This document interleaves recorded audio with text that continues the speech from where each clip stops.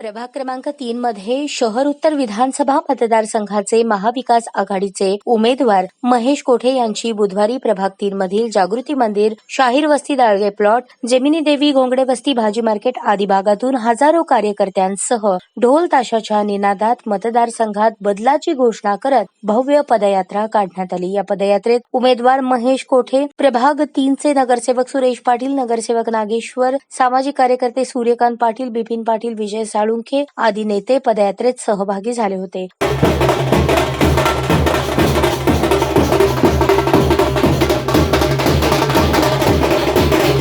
परिवर्तन ही काळाची गरज आहे आणि ते परिवर्तन झाल्याशिवाय राहणार नाही असे म्हणत सुरेश पाटील आणि नागेश वल्याळ यांनी महेश कोठे यांच्या विजयाचा दावा केला। आज प्रभाग क्रमांक 3 मध्ये या ठिकाणी आपले महाविकास आघाडीचे अधिकृत उमेदवार महेश अण्णा कोठे यांचं भव्य पदयात्रा निघालेला आहे। अजून आमच्याकडचे लोक नाश्ता करून यालेत। जवळजवळ 1000-2000 लोक या ठिकाणी जमतील। या ठिकाणी आम्हाला दाखवायचं आहे की बाबा विजयकुमार देशमुखचा पदयात्रापेक्षा डबल गर्दी या ठिकाणी करण्यात येईल। कारण याचं एकच कारण आहे, 20 वर्षात विजयकुमार देशमुखनी इथं काही काम केलेलं नाही आहे। तुम्ही सांगावं, आज तुम्हाला सर्व माहीत आहे। एखादं आम्ही जेव्हा भारतीय जनता पार्टीत होतो, शिंदे साहेबांनी एखादी पिठाची गिरणी आणलं नाही म्हणते, यांनी एखादं आपलं तिकीट मीठ कुटायचं कांडण मशीन आणू शकला नाही। याला काय अधिकार आहे? 20 वर्ष आपण निवडून दिला, परंतु 20 वर्षात पालकमंत्री 5 वर्ष होते, 5-7 वर्ष आपल्या सोलापूर कृषी बाजार समितीचं चेअरमन होते। त्यांनी फार मोठ्या प्रमाणात भ्रष्टाचार केलेला आहे। त्यामुळं लोक खवळलेत, भ्रष्टाचार करून या ठिकाणी पैसे वाटप करलेत। त्यांच्या इथं गर्दी बघितलं तर ते सर्व पैसे देऊन लोक आणालेत। काल मोदीच्या सभेला बी गर्दी नव्हती, लोक निघून चालले होते। त्यांची गर्दी कमी आहे, परंतु पैशांना त्यांनी व्यवहार करालेत, आर्थिक व्यवहार करालेत। तुम्ही कितीही पैसे वाटा, परंतु लोक यावेळी महाविकास आघाडीला मतदान करणार आहेत। आज महेश अण्णांच्या प्रचारानिमित्त आम्ही सगळेजणी पाठिंबा दिल्यानंतर आज भवानीपेठ शाहीर वस्ती या माध्यमातून आपली पदयात्रा चालू आहे आणि या पदयात्रा आपण पाहत आहे किती मोठ्या प्रमाणात उत्स्फूर्त प्रतिसाद आहे।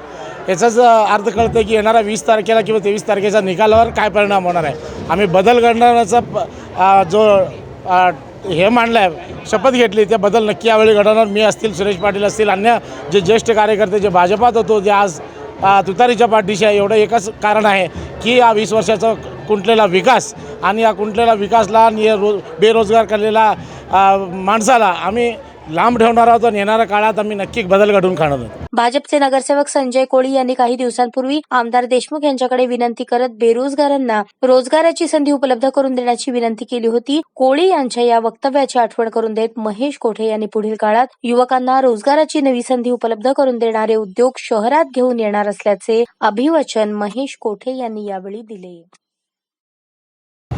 ज्यांनी आता इथं बालेकिल्ला म्हणत होते, आता हा बालेकिल्ला कोणाचा आहे हे आता लोकांनी दाखवून दिलेलं आहे। या भागामध्ये बदल हे लोकांनी ठरवलेलं आहे, कारण 20 वर्षामध्ये त्यांची फसवणूक झाली।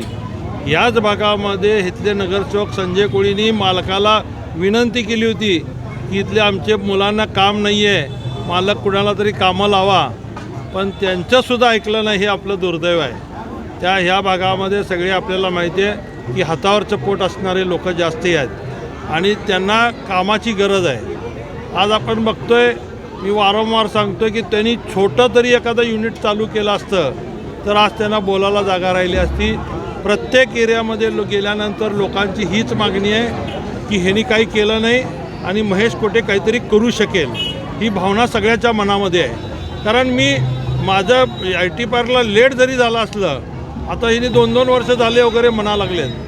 आपल्या सगळ्याला माहिती आहे की 1 वर्षापूर्वी भूमिपूजन झालं आणि त्या भूमिपूजनच्या वेळेस 50 लाख रुपये खर्च केले। 50 लाख रुपये डेव्हलपमेंट फंड आणि बांधकाम परमिशनला खर्च झाले।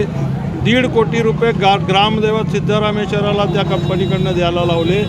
हे जर मला फसवायचं असतं तर त्या 1.5 कोटीची नुसती इमारत जरी उभा केली असती तर सगळ्याला कळालं असतं की IT पार्कचं काम सुरू झालं आहे। पण नुसतं फसवून आपल्याला मतं घ्यायची नाही।